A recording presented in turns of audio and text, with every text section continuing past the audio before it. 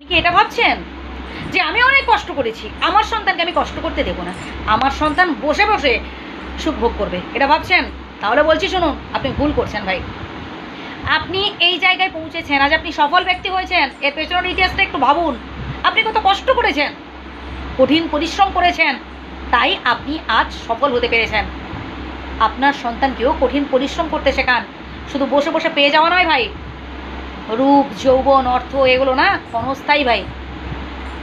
আপনি যদি শুধু এটা ভাবেন যে আমার সন্তানকে আমি কষ্ট করতে দেবো না, আমার সন্তান বসে বসেই পেয়ে যাবে, আমার সন্তানকে এত মেহনত করতে দেবো না, ভুল করছেন।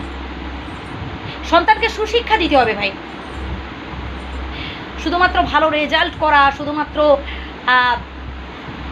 ভালো চাকরি বাকরি করলেই সে ভালো মানুষ হয়ে যায় না। তার মধ্যে যতক্ষণ না মনুষ্যত্ব বোধ আসছে, তার মধ্যে যতক্ষণ না সহানুভূতি আসছে, আসলে কি সে মানুষ? এই প্রশ্নটা অবশ্যই আমার মনের মধ্যে রয়েছে।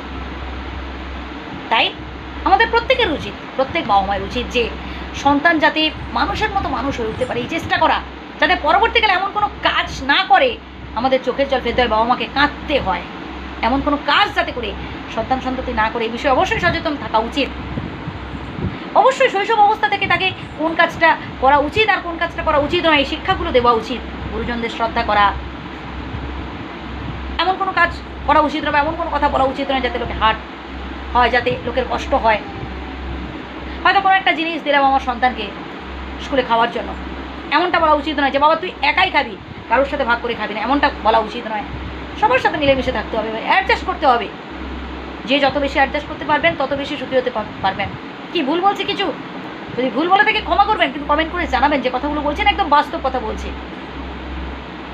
আমি অনেক ছাত্রছাত্রীতে দেখেছি, হয়তো কোনো একটা টিফিন নিয়ে এসেছে, এবার ও একা খাচ্ছে, পাশের বন্ধু রয়েছে, সে হয়তো বলছে যে আমাকে একটু দিবি, আমি আজ টিফিন আনিনি, তো দিচ্ছে না, বলছে না আমার মা বলেছে আমাকে একাকেই খেতে।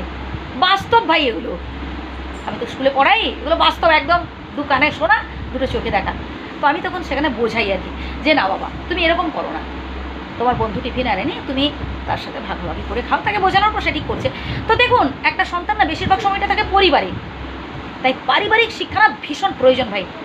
তাই আমাদের প্রত্যেক বাবা মায়ের উচিত আমাদের সন্তান সন্ততিদের সুশিক্ষা দেওয়া, তার মধ্যে যাতে সহানুভূতি বোধ গড়ে ওঠে, তার মধ্যে যাতে করে মানবিকতা বোধ গড়ে ওঠে, এই বিষয়ে অবশ্যই আমাদের সচেতন থাকা উচিত। আমরা সবাই চাই আমাদের সন্তানরা বড় হোক, মানুষের মতো মানুষ হয়ে উঠুক, লোকে প্রশংসা করুক। আর এমনি এমনি কি লোকে প্রশংসা করবে নাকি? তার জন্য কষ্ট করতে হবে। সেই কষ্টগুলো হচ্ছে যে কথাগুলো বললাম। আবার প্রথম থেকে শুনুন, আর যদি ভুল বলে থেকে ক্ষমা করবেন। ধন্যবাদ, ভালো থাকবেন।